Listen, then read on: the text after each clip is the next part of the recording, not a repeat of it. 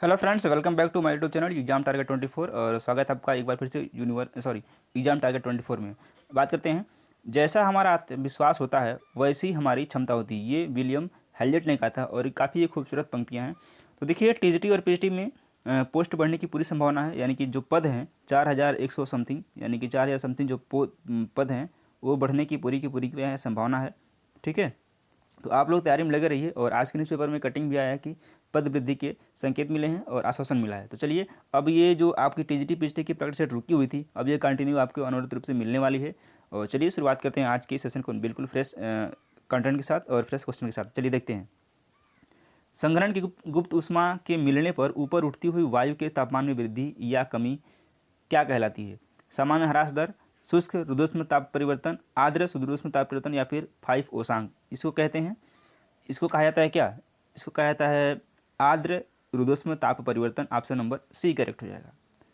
मोहो scale, यानी कि मोहो scale से किसका मापन किया जाता है? आकाशीय पिंडों की दूरियां, वायुयानों एवं जलयानों की गति, बहते हुए जल की गति या फिर चट्टानों की कठोरता। तो मोहो स्केल से मापा किया जाता है चट्टानों की कठोरता। ऑप्शन नंबर डी करेक्ट हो जाएगा। यानी कि आकाशीय पिंडों की दूरियां प्रकाश वर्ष में, यानी कि आकाशीय पिंडों की दूरियां किस में मापते हैं? इसको मानते हैं प्रकाश वर्ष में।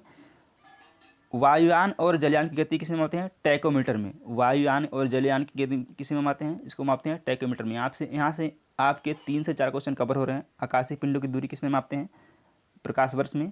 वायुयानों एवं जलयानों की गति टैकोमीटर में मापते हैं। और बहते हुए जल की गति किस में मापते हैं? आप कमेंट बॉक्स में कमेंट करेंगे।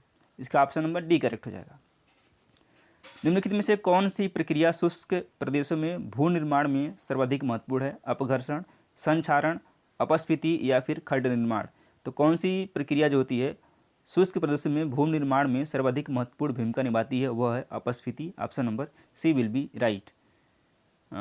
सौर परिवार के पिंडों के बढ़ते घनत्व के अनुसार निम्न में से कौन सा क्रम सही है? बृहस्पति, बुध, पृथ्वी और मंगल, बृहस्पति, मंगल, बुध और पृथ्वी, मंगल, बुध, बृहस्पति और पृथ्वी, या फिर मंगल, बुध, बृहस्पति और पृथ्वी। बृहस्पति, कौन सा क्रम सही है? इसका जो क्रम सही है, सबसे पहले बृहस्पति आएगा, फिर मंगल, फिर बुध और लास्ट में आएगी पृथ्वी। इन चारों में हाँ, तो ऑप्शन नंबर बी क्या हो जाएगा? करेक्ट हो जाएगा। अगला क्वेश्चन लेते हैं। निम्नलिखित में से कौन सा विषय जनसंख्या एवं मानव समुदायों के महत्वपूर्ण आंकड़ों के अध्ययन पर आधारित है? पारिस्थितिक विज्ञान, आनुवंशिकी, जननांकिकी या फिर वायरस विज्ञान। कौन सा हो जाएगा? ये हो जाएगा सी, जननांकिकी। सी विल बी राइट। सौर परिवार का दूसरा सबसे बड़ा पिंड कौन सा है? सूर्य है, बृहस्पति है, पृथ्वी है या फिर शुक्र है। तो सौर परिवार का दूसरा सबसे बड़ा पिंड कौन सा है? यह है बृहस्पति। ऑप्शन नंबर बी करेक्ट हो जाएगा। और सौर परिवार का दूसरा सबसे बड़ा पिंड बृहस्पति है। और सौर परिवार का सबसे बड़ा पिंड कौन सा है? कमेंट बॉक्स में कमेंट करना है। चलिए अगला क्वेश्चन लेते हैं। चुंबकीय तूफान क्या है? चुंबकीय ध्रुवों की शक्ति में वृद्धि, खगोलीय पिंडों के चुंबकीय क्षेत्र में गड़बड़ी, उत्तर और दक्षिण ध्रुवों पर परिवर्तन, उत्तर और दक्षिण ध्रुवों का परिवर्तन, या फिर डी है उच्च चुंबकीय धाराओं के कारण महासागरों में उत्पन्न तूफान। तो क्या है ये? यह है खगोलीय पिंडों के चुंबकीय क्षेत्रों में गड़बड़ी। Option number B will be right.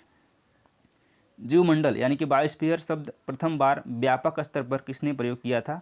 Darwin ने, ट्रिवार्था ने, लिनियस ने या फिर वर्नाडस्की। किसने प्रयोग किया था? यह किया था वर्नाडस्की ने। D will be right.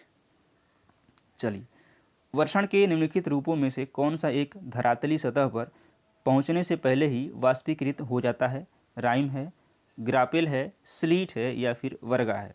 कौन है? यह है वर्गा। D will be right. सोचिए को सुदूष मिलाना है। आपके टीजीटी और पीजीटी एग्जाम में इस तरह के क्वेश्चन बहुत सारे आते हैं, तो आप इसको जरूर से मैच करें और कोशिश करें कि इसको मिलाने की। कोपेन के वर्गीकरण पर आधारित जलवायु के प्रकार और जिस क्षेत्र में पाया गया था, एक तरफ प्रकार दिया गया है और एक तरफ दिया है उसका क्षेत्र यानी कि एरिया। एस प्रकार की जलवायु कहाँ पाई जाती है? यह पाई जाती है कोरोमंडल तट पर। और ई प्रकार की जलवायु कहाँ पाई जाती है? यह पाई जाती है उत्तरी हिमालय क्षेत्र में। और BW प्रकार की यह पाई जाती है कहाँ पे? मरुस्थलों में। और CWG यह सिंध गंगा का मैदान।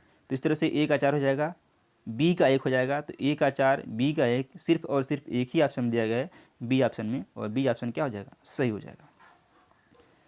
हम उम्मीद करते हैं कि सेशन आपको पसंद आ रहा होगा। सेशन यदि आपको पसंद आ रहा है तो वीडियो को लाइक कर लें, और अभी तक आपने अगर चैनल को सब्सक्राइब नहीं किया तो सब्सक्राइब जरूर कर लें, जिससे कि आपको रोज़ वीडियो की नोटिफिकेशन सबसे पहले मिल पाए। अजंता एलोरा की गुफा, निम्नलिखित में से कौन सी गुफा महाराष्ट्र में नहीं है? क्या पूछा गया है? कौन सी गुफा महाराष्ट्र में नहीं है? अजंता की गुफा, एलोरा की गुफा, अमरनाथ की गुफा, या फिर एलिफेंटा की गुफा। तो कौन सी गुफा महाराष्ट्र में नहीं है? यह कौन सी है? यह है अमरनाथ की गुफा। अजंता और एलोरा की गुफा कहाँ पे है? ये दोनों कहाँ पे है? महाराष्ट्र में है। तो सी ऑप्शन करेक्ट हो जाएगा। अकेले कभी भी पूछता है कि अजंता गुफा कहाँ स्थित है या फिर एलोरा की गुफा कहाँ स्थित है, तो आपको बताना है महाराष्ट्र में है।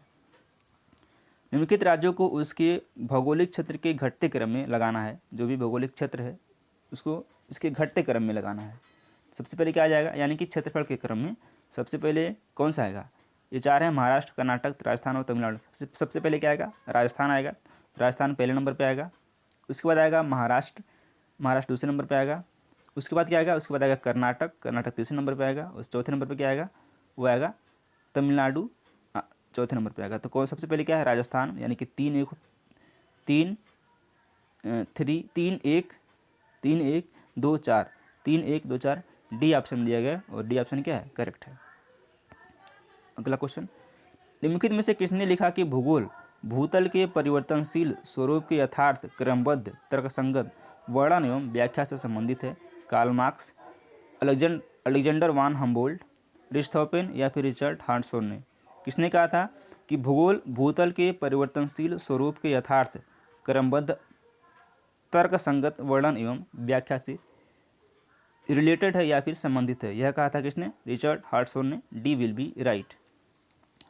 सूची को सूची 2 फिर से मिलान करना है। एक तरफ दिया गया है भूगोलवेत्ता और दूसरी तरफ दिया गया उसकी पुस्तक, यानी कि बहुत ही इंपॉर्टेंट क्वेश्चन है ये। एच बैरोज, इनकी पुस्तक कौन सी है?